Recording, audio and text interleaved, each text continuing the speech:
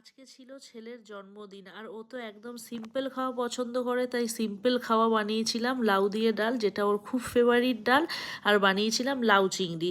আর তারপর কিন্তু স্কুল থেকে এসে খাওয়া দাওয়া করে নেওয়ার পর চলে গেছিলাম, যেহেতু ওর বার্থডে ছিল সেই জন্য কিন্তু আমার বাবা মা ওকে কিছু জামা কাপড় কেনার জন্য আমাদের কাছে টাকা দিয়েছিল। সেই টাকা দিয়ে আমি আমার ছেলেকে আবার সেই সময়ে নিয়ে চলে গেছিলাম একটা মানে খুব বাড়ির কাছেই থাকা একটা মলে। তোমরা যারা যারা পান্ডুয়ায় থাকো সবাই জানো কি পান্ডুয়ায় এখন এক্সপ্রেস বাজার আছে, তো সেইখানেই চলে গেছিলাম।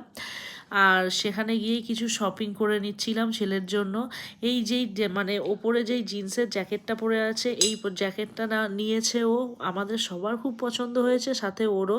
আর প্রথমে গিয়ে আমারই পছন্দ হয়ে গেছে। আর আমার পছন্দ যেখানে হয় সেখানে আমার বড় আর ছেলের সবসময়ই পছন্দ থাকে। আমাদের তিনজনের পছন্দটা অনেকটাই এক, সেই জন্য একজন পছন্দ হলেই তিনজনের পছন্দ হয়ে যায়। তারপর একটা নিয়ে নিয়েছিলাম জিন্সের প্যান্ট, আর একটা নিয়ে নিয়েছিলাম ব্ল্যাক কালারে ওর সাথে ম্যাচিং করা একটা ফুল হাতা জামা। মা বারবার করে বলে দিয়েছিল পোকোর জন্য একটা ফুল হাতা জামা নিবি, একটা জ্যাকেট নিবি আর একটা প্যান্ট নিবি, তো সেই সব কিছু নিয়ে নিয়েছিলাম। আর ছেলের খুব পছন্দ হয়ে গেছিলো। আর এখন একটু একটু করে বড় হচ্ছে, দেখো একটু একটু করে কিন্তু স্টাইল কী জিনিস সেটা জানছে।